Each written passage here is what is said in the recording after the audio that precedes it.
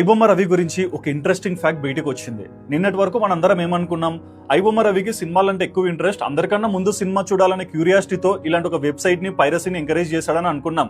But other end లో తన పోలీసులకు ఏం చెప్పాడో తెలుసా? 2016లో ఐబొమ్మ రవి ఒక లవ్ మ్యారేజ్ చేసుకున్నాడు, దట్టు ఒక ఇంటర్ కాస్ట్ మ్యారేజ్ చేసుకున్నాడు.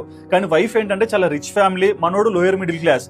ఈ టైంలో ఏంటంటే వైఫ్ నేను ఎక్కువ సంపాదిస్తున్నాను, నేను చాలా రిచ్ ఫ్యామిలీ నుంచి వచ్చాను, నువ్వేంటి ఇలా ఉన్నావు, డబ్బు సంపాదించలేవు అనే ప్రెషర్ పెట్టడం వల్ల మనోడు కొంచెం మానసికంగా ఒత్తిడికి గురయ్యాడట.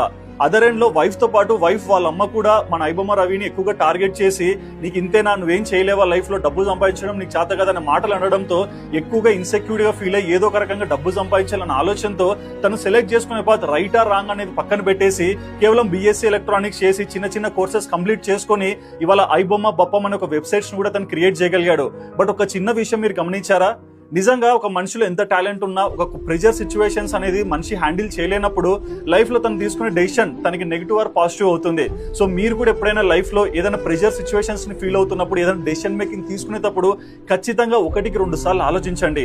రైట్ పార్ట్ ని సెలెక్ట్ చేసుకుంటే ప్రతి ఒక్కరు కూడా దాన్ని ఎంకరేజ్ చేస్తారు. కానీ నెగిటివ్ పాత్ లోకి వెళ్ళినప్పుడు ఏదో ఒక రోజు ఆ హ్యాపీనెస్ అనేది ఎండ్ అవుతుంది. సో ఐబొమ్మ రవి విషయంలో అదే జరిగిందని నేను అనుకుంటున్నాను.